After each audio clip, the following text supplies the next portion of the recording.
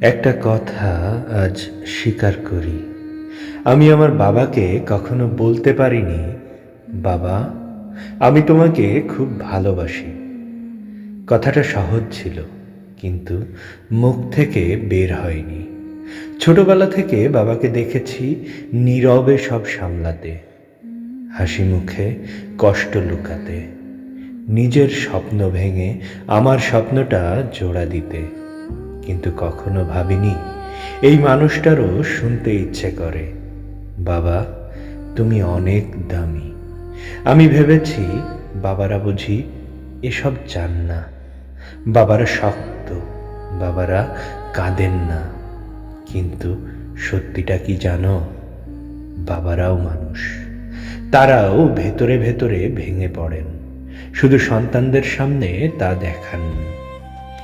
আমি অনেকবার চেয়েছি বলতে, কিন্তু প্রতিবার গলাটা আটকে গেছে। ভয় পেয়েছি যদি কেঁদে ফেলি, যদি দুর্বল দেখাই। আজ বুঝি ভালোবাসা লুকিয়ে রাখা সাহস না, ভালোবাসা প্রকাশ করাই সাহস। বাবা হয়তো কখনো অভিযোগ করেননি, কখনো বলেননি তুই আমাকে ভালোবাসিস না, কিন্তু বিশ্বাস করো, একটা বাবা সারা জীবন অপেক্ষা করে এই একটুখানি স্বীকৃতির জন্য। আজ যদি বাবা পাশে থাকেন, তাহলে দেরি করো না, কাল বলে দেব ভেবে আজটা হারিও না।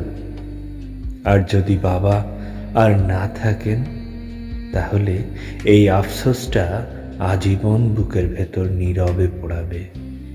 আমি আজও অনেক রাতে চুপচাপ বলি, বাবা, আমি তোমাকে খুব ভালোবাসি। জানি না তিনি শুনতে পান কিনা, কিন্তু আমি জানি এই না বলা ভালোবাসা আমাকে প্রতিদিন একটু একটু করে ভেঙে দেয়। যদি তুমি এই কথা শোনো আর তোমার বাবার হাতটা ধরার সুযোগ থাকে, আজই ধরো।